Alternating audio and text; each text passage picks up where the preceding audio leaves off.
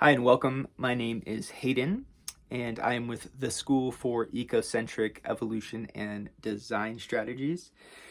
This particular video is going to be a short reading, an excerpt out of a series of lectures or sermons that I have been working on over the past year and a half or so. And as a caveat, these lectures or sermons are really a practice, a creative writing practice of my higher self speaking to myself.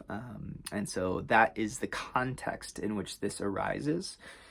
So holding that in mind, I hope you enjoy this sermon, which has a working title called Wholeness. And this whole series itself has a working title called Sermons by a Madman.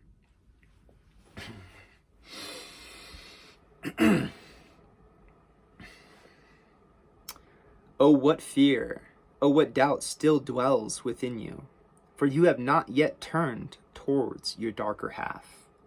For you nobly strive towards the light, following, imitating the way of the one who came before. But in thy striving and imitating, you have forgotten yourself, and in that forgetting, you have become divided.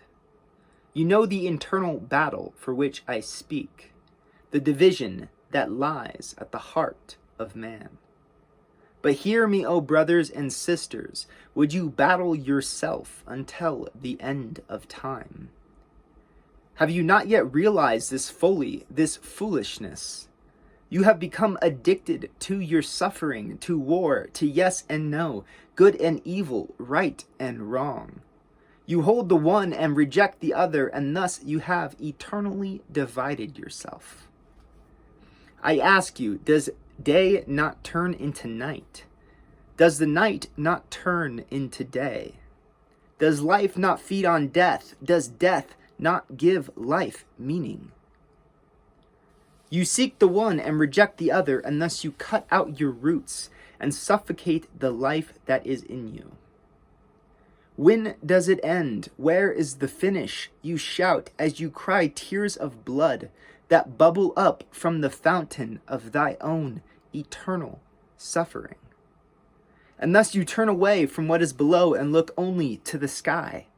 Thus you divided yourself, locking half of yourself away, refusing to hear its cries. Thus the dead in you has become monstrous. It has grown claws and fangs and is now screaming in your ear.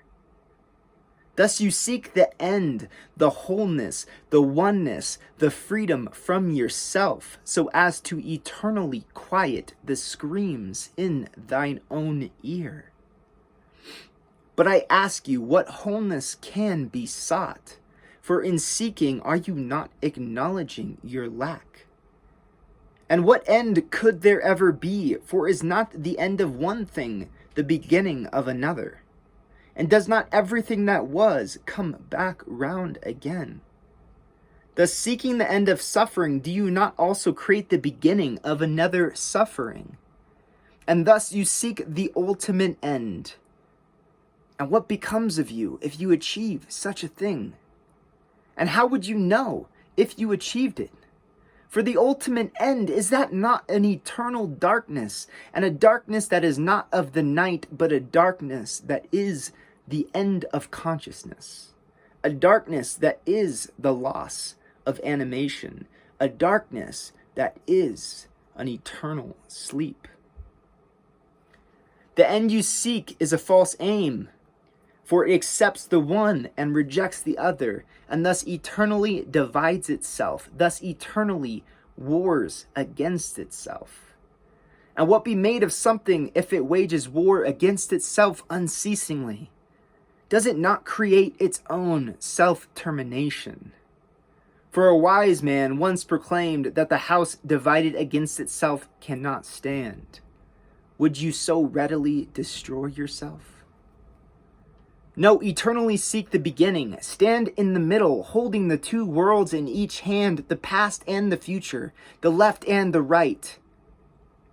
Tell me, does not a tree need the cold, dark depths of the earth as much as it needs the warm light of the sun? And I ask you, where does the seed find its beginning? Does it not find itself come alive in that which has passed?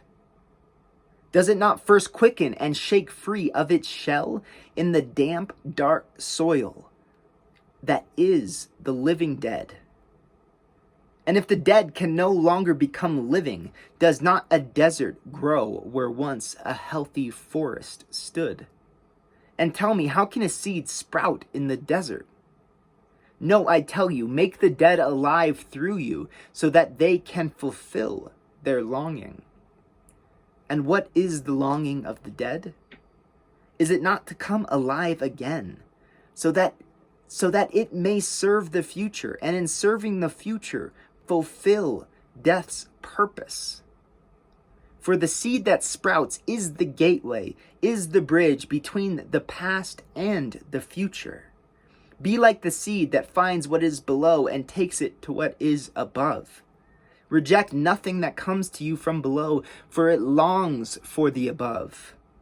In denying what is below, it only becomes harsh and dry and sucks the life from your roots. No, allow what is below to move through you and thus become the above. This, my friends, is the task of our times, for we have rejected the below and have turned away from the dead.